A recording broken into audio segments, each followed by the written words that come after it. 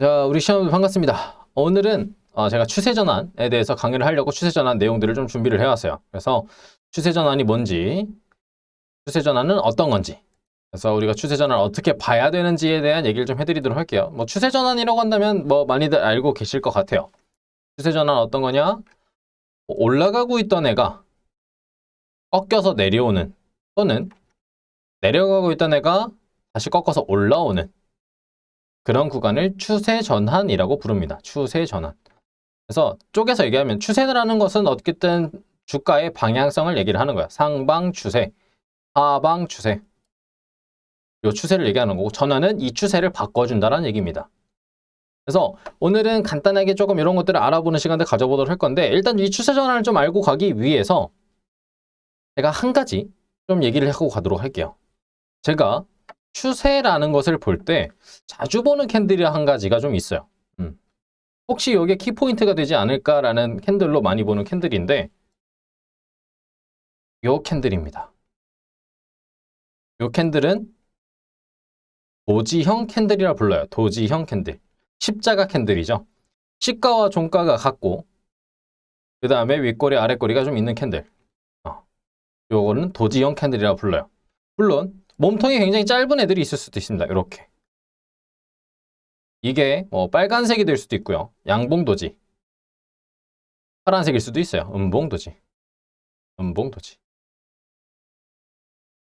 자, 저는 이 도지 캔들은 어떤 구간에서 많이 보냐? 이 친구는 스캘핑에서 많이 봅니다. 이 구간대를. 이 캔들이 나오는 거를 조금 조심히 보는 구간은 스캘핑에서 많이 봐요. 그래서 일봉상 추세 전환과 분봉상 추세 전환을 조금 따로따로 설명을 드리도록 할 겁니다. 아시겠죠? 자, 그러면 일단 일봉상부터 가보도록 할게요. 우리 일봉 보시는 분들 많으니까. 자, 일봉상 추세 전환은 어떤 거냐? 이 친구가 참 길게 오랫동안 추세를 끌고 와줍니다. 상방이면 상방, 하방이면 하방. 자, 여기서 우리가 좀 잘 봐야 되는 거는 추세 전환이 어떤 건지가 중요해요. 아시겠죠? 추세 전환. 추세 전환을 할 때 어떤 흐름들이 나오냐? 주가가 원웨이로 밀어주는 거. 원웨이 한 방에 양봉 하나로 밀어주는 캔들도 있지만 대부분 추세라고 한다면 이런 식으로 하동을 타면서 올라갑니다. 근데 추세가 꺾일 때는 어떤 흐름이 나오기 시작하냐? 여기서 주가가 꺾여서 내려오고 안등을 했었을 때 앞전에 있는 고점 자리를 못 뚫어주고 내려오게 돼요. 그래서 우리가 대부분 익절하는, 내가 끌고 가다가 익절하고 마무리를 하고 나오는 시점이 어디냐? 떨어졌다가 앞전에 있는 요 저점 자리를 못 뚫고 내려가 줄 때. 대부분 마무리를 짓고 나오는 시점이 저 구간입니다. 저 구간을 그래서 손절 라인이라고 얘기하기도 하고요. 이익 보존 구간이라고 얘기도 하기도 해요. 이익 보존. 이익 보존은 뭐예요? 내 수익을 지킨다라는 뜻입니다. 내가 지금 현재 수익이 나고 있는데 여기까지 내려오게 되면 나는 마무리하고 나올래 라는 뜻입니다. 그래서 최대, 마지막 청산자리라고 보시면 돼요. 쭉 우왕하고 있던 애가 앞전에 있는 저점 자리를 깨고 내려왔다가 반등을 했는데 앞쪽에 있는 이 저점 자리를 못 깨고 떨어질 때, 이 구간대를 마지막 청산자리. 그래서 이 구간대에서 마무리를 하고 나온다라고 보시면 돼요. 아시겠죠? 선생님, 근데 내려왔다가 여기서 반박하시는 분들도 있을 수도 있어요. 내려왔다가 다시 여기서 올라가게 되면요. 이 구간대에서 제가 뭐라 많이 부르냐면 그냥 털려야 하는 구간에 털려야 하는 구간. 내가 지금 위에서 잡았다라고 했었을 때 이 구간대가 마이너스, 예를 들어서 마이너스 2% 구간이에요. 또는 마이너스 3% 구간이에요. 나는 마이너스 2, 3% 손실을 봤지만 예를 들어서 여기서 반등을 하지 못하고 떨어졌었을 때 나오는 퍼센테이지, 마이너스 퍼센테이지는 10%, 20%, 30%가 돼버려요. 올라갈 수 있어요. 무조건 못 올라간다는 거 아닙니다. 올라갈 수도 있어요. 하지만 저런 구간대를 그냥 보통 털려야 되는 구간이라고 얘기를 많이 해요. 내 계좌를 지키기 위해서. 차라리 올라가 주면 그때 다시 보면 됩니다. 그때 오히려 더 수익 보고 나오실 수도 있어요. 다시 본다면. 내가 기회를 다시 만드는 거죠. 아시겠죠? 그래서 떨어졌다가 앞전에 있는 요 저점 자리를 뚫지 못하고 다시 떨어진다 라고 한다면 그때 마무리를 지어라. 자, 우리가 상승 추세의 마지막 자리, 매도 자리를 알아봤다면 이제는 매수 자리를 알아봐야겠죠. 자, 추세가 아까 말씀드렸던 것처럼 상승 추세만 있는 게 아니라 하락 추세도 있어요. 이렇게 내려오는 애들. 최근 2021년도 10월 달 기준으로 했었을 때 이렇게 내려오던 애들이 이렇게 올라가는 경우들도 생깁니다. 그래서 저는 보통 이런 때 매수 구간대를 여기라고 보지 않아요. 여기는 저는 매수가 거의 불가능하다. 너무 어렵다. 초보자분들이 하기에는 난이도가 굉장히 높다라고 얘기를 합니다. 그럼 어디가 매수 타점으로 보느냐? 첫 번째, 앞전에 있는 고점 자리. 하방으로 내려오다가 앞쪽에 떨어졌다가 반등 나오고 떨어졌던 여기 반등 나왔던 고점 자리를 뚫어주고 올라가주는 시점을 보통 첫 번째 매수 타점으로 봐요. 이 자리는 아까 전에 배웠던 돌파 자리입니다. 돌파 자리. 현재 얘기하는 건 일봉 자리예요. 다시 한 번 더 기억하세요. 돌파 자리입니다. 자, 근데 우리가 매수 타점을 돌파만 했는 게 아니라 눌림목, 매수 타점도 볼 수가 있겠죠. 그런 자리는 어디? 올라와서 앞전에 있는 고점 자리를 먹어내주고 위에 여기 고점 자리 맞고 떨어지는 구간.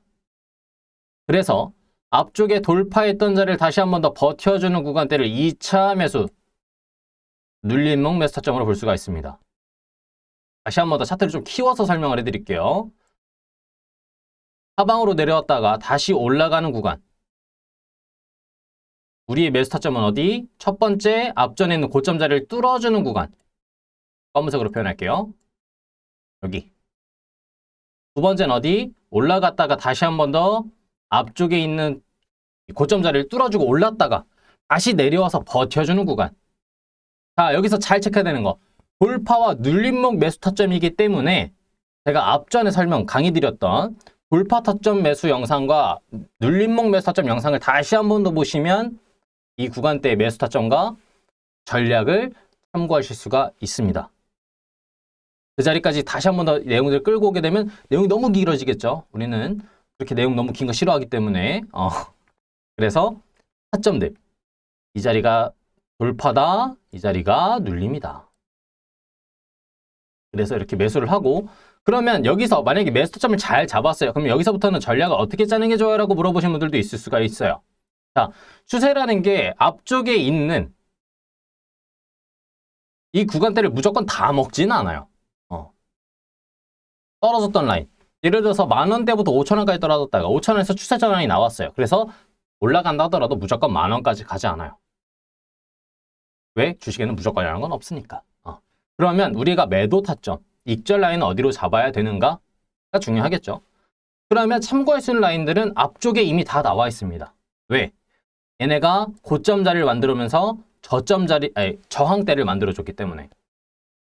고점, 고점, 고점. 이런 자리는 뭐다? 저항대, 저항대, 저항대. 그래서 우리가 매수 타점을 잡았던 라인도 저항대를 뚫고 올라오기 때문에 매수 타점을 잡은 거예요. 아시겠죠? 그러면 저항대마다 내가 보유 물량의 50%씩을 털면서 간다고 생각하시면 됩니다. 예를 들어 1,000만 원을 가지고 있어요. 첫 번째 저항 자리까지 왔습니다. 그럼 500만 원 익절. 두 번째 저항대까지 왔어요. 500만 원에서 또다시 50%, 250만 원 익절. 그 다음 세 번째 저항대까지 왔어요. 그럼 250만 원에서 또 반 줄여서 125만 원인가요? 줄여서. 그러면 내가 수익 금액이 엄청 크진 않을 거야. 왜? 1차 정리에서 많이 정리했으니까. 하지만 내가 잔량들을 계속 끌고 가면서 익절하기 때문에 사람이 기본적으로 마지막까지 익절하는 것들을 본다면 그래도 뿌듯합니다.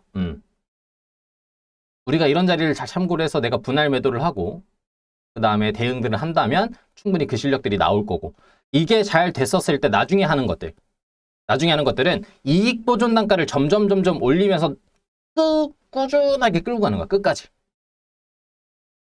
그거는 나중에 고수 영상문으로 다시 한 번 더 올려드릴 거니까 오늘은 분할 매도하는 연습 하시기 위해서 추세 전환할 때 앞점 고점 자리까지 오면 분할 매도를 한다.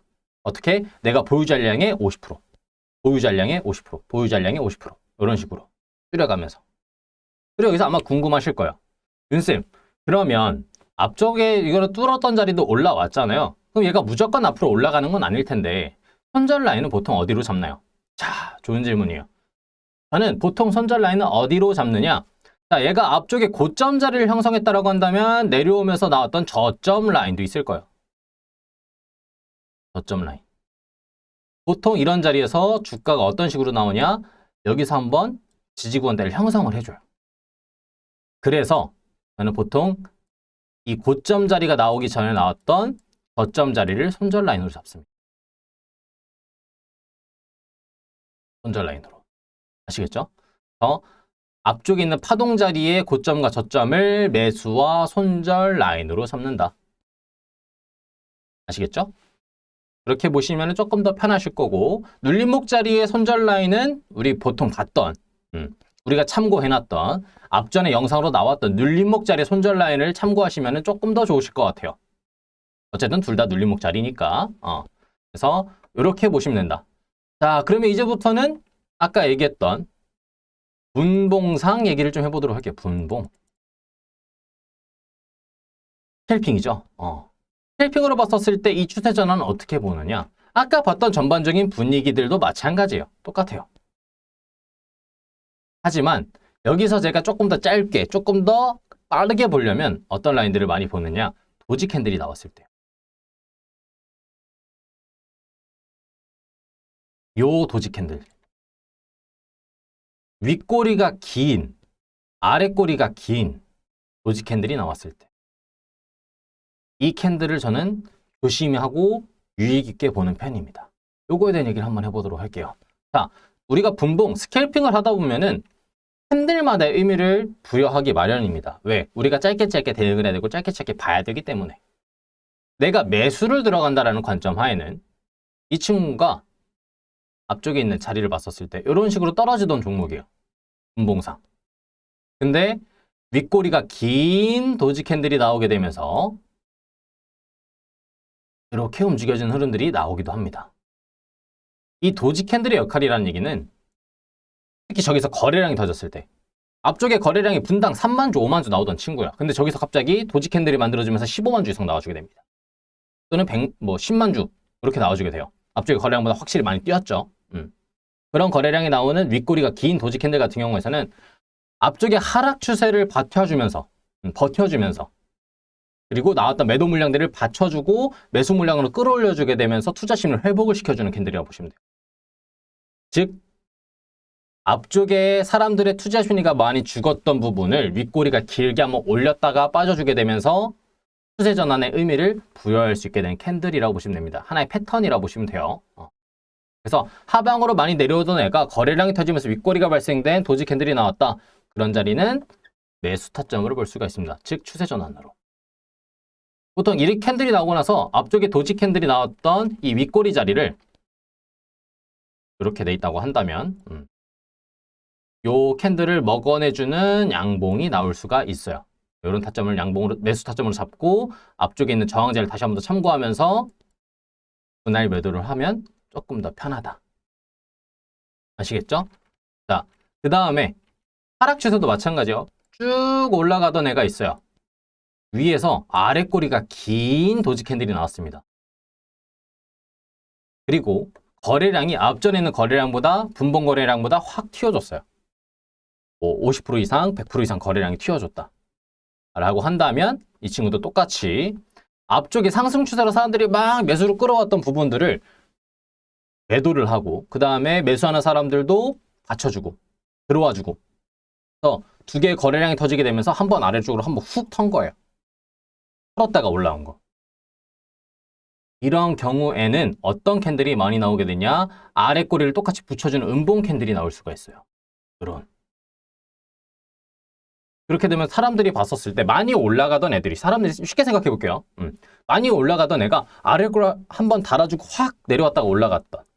캔들이 나와줬어요. 그 다음 캔들에서 사람들이 매도 물량들을 막 내물면서 음봉 캔들이 나오게 됩니다. 그럼 투자 심리가 살까요? 죽을까요? 이 종목을 사고 싶을까요? 아니면 매도하고 싶을까요? 보통 매도하고 싶겠죠. 그래서 이런 경우에는 빠질 수가 있다. 그래서 한번 흔드는 캔들이 나왔을 때에는 보통 다음 캔들에서 한번 털고 다시 보는 걸 권장해 드린다. 이거는 스캘핑적인 관점이고 스캘핑이라는 게 무조건 이 패턴이 나온 데서 무조건 그렇게 가진 않아요. 하지만 데이터적으로 봤었을 때 우리가 이런 거래량 또는 이런 캔들이 나왔을 때 또는 이런 흐름들이 나왔을 때는 조심하고 매도나 매수를 한 번 정도는 생각해 볼 만한 차트이기 때문에 제가 이렇게 설명을 드린 거예요. 주식에 100%가 있다면 참 좋겠죠. 그래서 저런 캔들이 나오면 아래 꼬리를 먹어준 음봉이 나올 수가 있겠구나. 반대로 쭉쭉쭉쭉 떨어지던 애가 윗꼬리가 긴 도지 캔들이 나오면은 이렇게 먹어주는 양봉이 나올 수가 있겠구나. 왜? 투자 심리가 살아날 수가 있기 때문에. 방금 캔들은 투자 심리가 죽을 수가 있기 때문에. 그렇게 보시면 우리가 추세 전환이라는 것에 대해서 매수나 매도를 할 수가 있을 거예요. 그래서 오늘은 이 추세 전환에 대해서 간단하게 좀 알아보는 시간들을 가져봤는데 제가 오늘 알려드렸던 이 내용들이 전부는 아니에요. 앞으로도 추세 전환이나 아니면 우리가 조금 더 공부해보고 조금 더 알면은 더 좋은 그런 내용들을 다시 한 번 더 준비를 할 거니까 오늘은 1탄 영상으로 봐주시면 좋을 것 같고요. 다음에 2탄, 3탄 또 찍으면은 그 영상들도 잘 봐주시면 좋겠습니다. 자, 오늘 영상은 여기서 마치도록 하겠고요. 다음에 더 좋은 영상, 더 좋은 내용, 더 좋은 강의로 찾아뵙도록 할 테니까요. 구독하고 좋아요, 알림 설정 한 번씩만 해주시면 감사드리겠습니다. 감사합니다.